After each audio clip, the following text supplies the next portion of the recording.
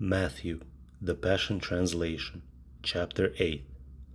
After he came down from teaching on the hillside, massive crowds began following him. Suddenly, a leper walked up to Jesus and threw himself down before him in worship and said, "Lord, you have the power to heal me, if you really want to." Jesus reached out his hand and touched the leper and said, "Of course I want to heal you. Be healed."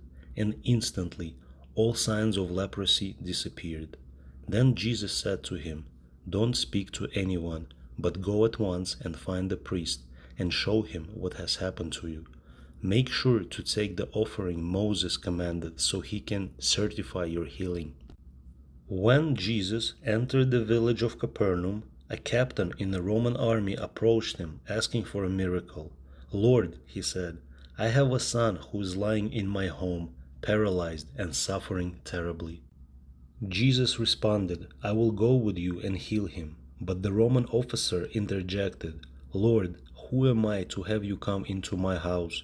I understand your authority, for I am too a man who walks under authority and have authority over soldiers who serve under me.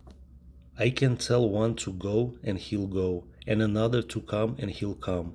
I command my servants and they'll do whatever I ask. So I know that all you need to do is stand here and command healing over my son, and he will be healed instantly." Jesus was astonished when he heard this and said to those who were following him, "He has greater faith than anyone I've encountered in Israel. Listen to what I'm about to tell you. Multitudes of Gentiles will stream from east and the west to enter into the heavenly kingdom with Abraham, Isaac, and Jacob. But many Israelites born to be heirs of the kingdom will be turned away and banished into darkness, where there will be bitter weeping and unbearable anguish." Then Jesus turned to the Roman officer and said, "Go home. All that you have believed for will be done for you." And his son was healed at that very moment. Then Jesus entered Peter's home and found Peter's mother-in-law bedridden, severely ill with a fever. The moment Jesus touched her hand, she was healed. Immediately she got up and began to make dinner for them.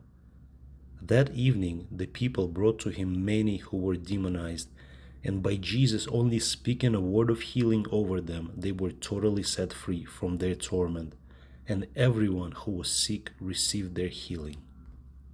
In doing this, Jesus fulfilled the prophecy of Isaiah.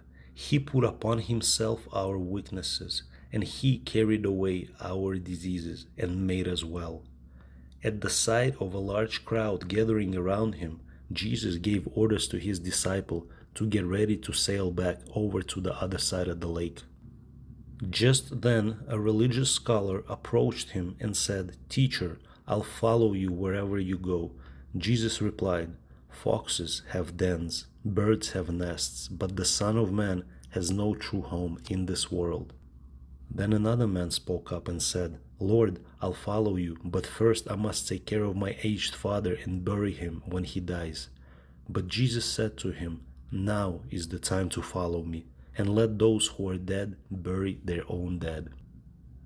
They all got into a boat and began to cross over to the other side of the lake, and Jesus, exhausted, fell asleep.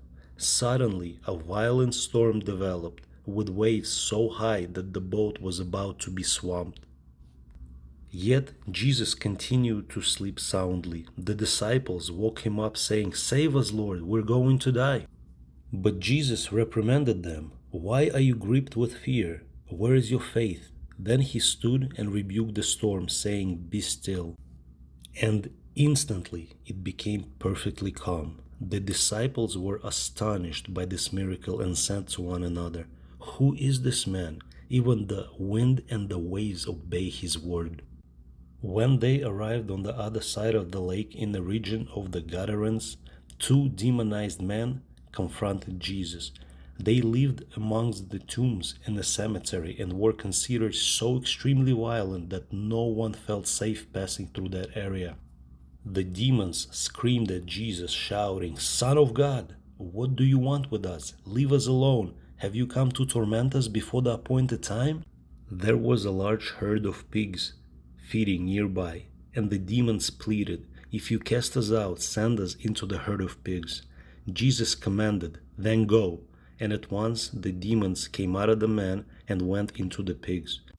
Then the entire herd of crazed pigs stampeded down the steep slope and fell into the water and drowned. The men who were herding the pigs fled to the nearby town and informed the people of all that had happened to the demonized man. Then everyone from the town went out to confront Jesus and urged him to go away and leave them alone.